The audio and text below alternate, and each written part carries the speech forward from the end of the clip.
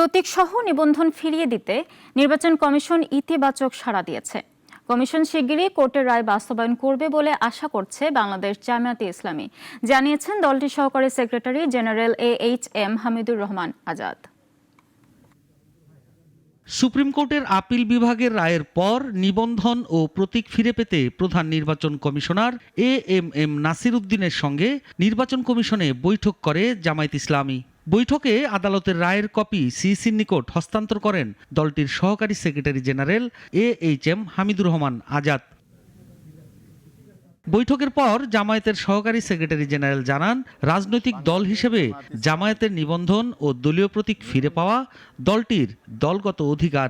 বাংলাদেশ জামায়াত ইসলামী 13 সালের রায়ের পূর্বে যেভাবে নির্বাচন কমিশনের নিবন্ধিত দল ছিল, বিগত ফ্যাসিস্ট সরকার অন্যায়ভাবে সেটা কেড়ে নিয়েছিল, আমরা সে অধিকারটা পেয়েছি।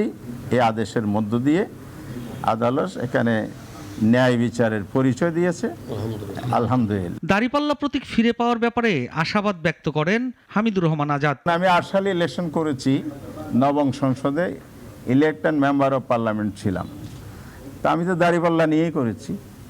তাহলে আদেশের আজ পর্যন্ত হাইকোর্ট যে অন্যায় আদেশটা দিয়েছিল, যে আদেশটা বাতিল হয়েছে সুপ্রিম কোর্টে, সেখানে তো প্রতীক সহই ছিল।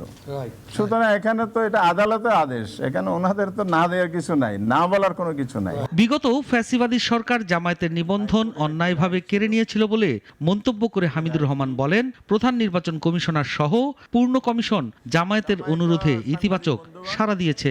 ওনারা আমাদেরকে পজিটিভলি রেসপন্স করেছেন। সাইফুল শাহিন, নাগরিক, ঢাকা।